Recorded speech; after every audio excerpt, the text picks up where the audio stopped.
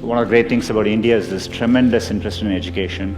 People talk about it all the time. Most parents aspire for this for their children. And so I think it's a great foundation we have as a country. In my experience growing up here, I think there's a lot of emphasis on, spending time on the books and, learning things academically. I think education needs to evolve and change just like with everything else. I think, working the real world, I would say, it is important to be well-rounded. It's important to, try different things. Take some risks. I would encourage people to, follow their passions a little bit more. All the great things about the Indian educational system, I think there's a lot of pressure to follow set lanes throughout your career. You're in high school, you're thinking about college. I get surprised people start preparing for IIT in their 8th grades, and that's a bit shocking to me. I hope as people are approaching things, they are really taking the time to doing things, understanding things deeper, learning by doing things. And I think it's important to remember it's a long road. Setbacks actually don't matter. I think a lot of times when I was younger, people would say, this person didn't get into this college or something, and that's the end of the road. I mean, life is so different from that. Keep your hopes, keep your dreams, and try to follow them. And I think most of how life plays out is up to you, not up to what happens outside of you. And I think it's important to keep that in mind and take the long-term view. Look, it's remarkable to be at IIT. There are many, many great people who don't make it in, and you will see this later in life. People do well from all walks of life. I think it's important to remember getting into an elite institution doesn't guarantee success. It matters a lot, but it doesn't guarantee success. And I think that it's important to keep that perspective in life. And life is a long road, and so you want to take it at the right pace and enjoy what you're doing.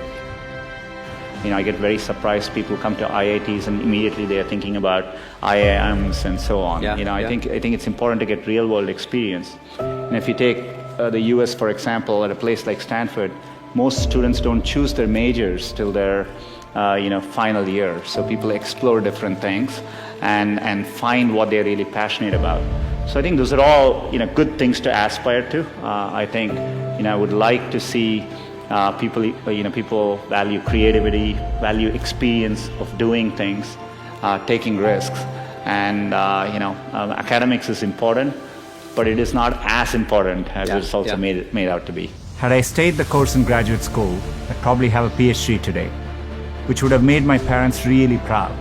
But I might have missed the opportunity to bring the benefits of technology to so many others.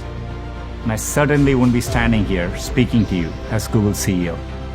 The only thing that got me from there to here, other than luck, was a deep passion for technology and an open mind.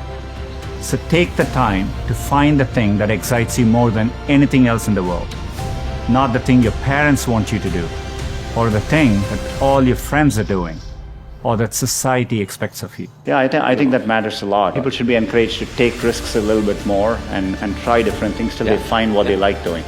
One thing I've noticed over time is you will have many, many opportunities to reinvent yourself. And so, so I think, it's worthwhile taking risks and trying to do something you're really, excited by. And if the first attempt you don't do it, you can try again, and, things tend to work out in the long run. So that's the bar. So anything we try to do, we think of it that way. And so we aim high. And you want to aim high enough that you fail, a few times. I think that's the natural part of the process. In fact, Larry used to say, if you work on really difficult things, you're better off because you have no competition. Others aren't working on that difficult a problem. And even if you fail, you end up doing something great in the process.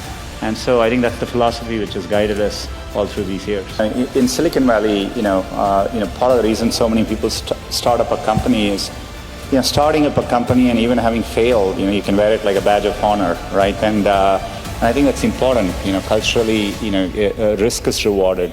So it's a culture of optimism. It's a culture of risk-taking, and I think that's really important. So this is such an important issue for our company, but also for our country and for a community of entrepreneurs around the world. At Google, entrepreneurship is in our DNA. Google was founded here at Stanford, and the company's first home was in a garage just a couple miles from here. Like many of you in the audience, our founders were two young people with a vision of a better future, a better way, and they decided to follow their dreams. When I see entrepreneurs here, they seem no different to me than the kind of people I meet in the Valley. So intrinsically, I think India can do the same kinds of things. And the one good thing about India is I think, there's always been, whenever in India I used to walk around and go to some remote corner and find a tea stall, I always felt there is an entrepreneur there somewhere who saw that opportunity. So I think that streak has always existed. I think part of the problem is in India, the potential is there and the market is developing. I think it'll take a few more years for it to fully realize the potential. And so I'm absolutely confident of it. I think there's a timing issue. But I think, we are growing well as a country. I think we need to stay at it, continue doing all these things, and it'll take a few more years and we'll get there. The trend lines are strongly in the favor. I think every year I can see the rate at which things are changing. So in about 3 to 4 years, I'm pretty convinced, at least in a 5 to 10 year time frame, that there will be big global, software companies coming out of India, and we will be very used to it. You're the ones building the next Google, the next Spotify, the next Tesla, the next, well, we don't even know, but what I know is that someone in this room will build it. One revolutionary idea, one brilliant invention can unleash other entrepreneurs to revolutionize industries in ways you could never predict. I remember reading about that and thinking, it's the idea that matters. It didn't matter where you come from or what your background is. I felt welcomed and embraced. People didn't care where I came from, only my ideas and hard work mattered. I'm not alone. I know how much hard work it takes to pursue a dream of building a business. The long hours, time away from family, the rejection, the ideas are brilliant that just don't seem to catch on. There is a great quote from Thomas Edison that does the best job of defining what it's like to be an entrepreneur. I have not failed, I have just found 10,000 ways that don't work. I see hubs growing all over the world. Germany, Brazil, UK, Israel, China. The latest figures say that 21% of adults across 60 countries intend to start a business in the next 3 years. I'm absolutely convinced that India will be a global player in the digital economy, and it'll be competitive with any country in the world. So I've always felt that, and I think it's important to follow your dream and do something which you're excited by. So I think if you follow your heart and do what you like, you will always do much better. And so I don't think it matters that you're an engineer or you're in science, or it could be in any field. There are many different ways you can approach things, and what matters most is loving what you're doing and trying to do well at it. So we're all looking to you. The world is counting on you, and we can't wait to see what you build next. Thank you.